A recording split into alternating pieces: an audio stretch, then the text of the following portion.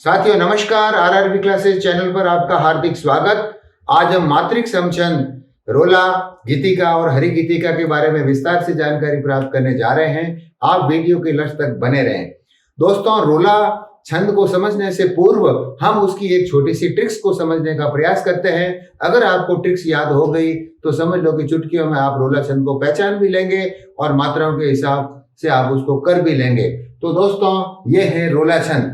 रोला की ट्रिक्स है: 24 घंटे रोवे रोला 11 यति दीजिए। मतलब 24 घंटे का मतलब यहाँ पर 24 मात्राओं से है, और 11 यति दीजिए मतलब कि जहां 11 मात्राएं पूरी हो रही है वहां पर ठहराव है, विराम है। तो इसके लिए एक उदाहरण प्रस्तुत है। क्या गिरधर कवि राय सुनो हो धुर के बाठी, सब हथियार न छोड़ी हाथ में लीजिए लाठी। अब हम दोस्तों इसकी अगर मात्राएं करने जाएं तो आप ध्यानपूर्वक देखिए। इसके अंदर लघु लघु लघु लघु लघु लघु लघु लघु गुरु लघु, और यहाँ पर विराम है। अगर इन मात्राओं को हम गिनेंगे तो ये संख्या के हिसाब से 11 होगी। अगर हम इनको गिनेंगे तो ये मात्राएं 13 होगी। 11 और 13 मात्राएं कुल मिलाकर के रोला छंद के अंदर 24 मात्राएं होती है दोस्तों।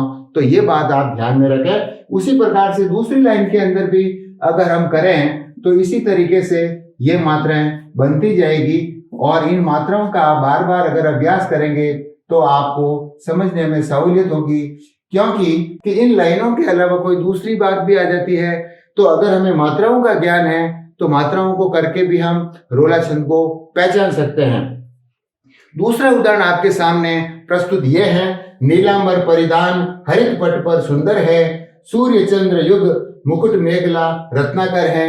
ये पंक्तियां मैथिल शरण गुप्त की है।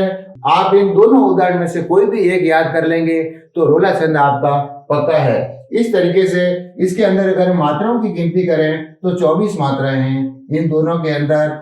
यहाँ पर भी आप ये 24 मात्राएं हो रही है गिनती के हिसाब से, तो यहाँ पर ये रोला छंद है। अब रोला छंद के लक्षण क्या है, तो आपको यही ध्यान रखना है कि रोला छंद के अंदर 24 मात्राएं होती है, यति 11 पर होती है। दूसरी बात है ये कि यह एक मात्रिक समछंद है। रोला के अंदर इतना ही। दूसरा हमारा महत्वपूर्ण मात्रिक समछंद है गीतिका। गीतिका के अंदर दोस्तों 26 मात्राएं होती है, और इसके अंदर 14 और 12 पर यति होती है, और इसके प्रत्येक चरण के अंत में लघु और गुरु होता है। तो लघु और गुरु का आप पूरा ध्यान रखेंगे। अब दोस्तों हम इसकी मात्राएं करते हैं इस प्रकार से। इस तरीके से ये मात्राएं होगी। अगर हम यहाँ तक गिनती करेंगे तो ये हमारी 14 मात्राएं होती है, और यहाँ पर ये इन मात्राओं की अगर हम गिनती करते हैं तो ये 12 होती है। तो इसके लक्षण के हिसाब से ये अपने आप में प्रूव करता है।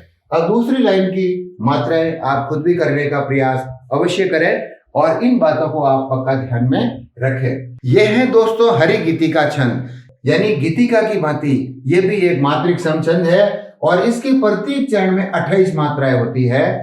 इसमें 16 और 12 पर यति होती है, और अंत में लघु और गुरु होता है।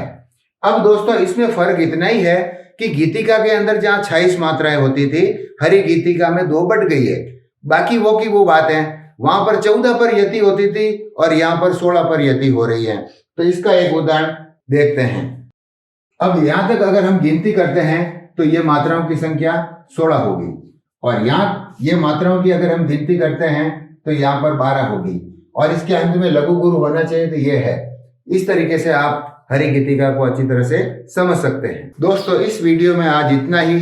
अगर इस वीडियो से संबंधित जानकारी आपको अच्छी लगी है तो चैनल को सब्सक्राइब अवश्य करें, और अगर आपके मन में इस वीडियो से संबंधित अगर कोई सवाल हैं तो आप कमेंट सेक्शन में जाकर कमेंट अवश्य करें। जल्दी मिलेंगे नए वीडियो के साथ, तब तक के लिए नमस्कार।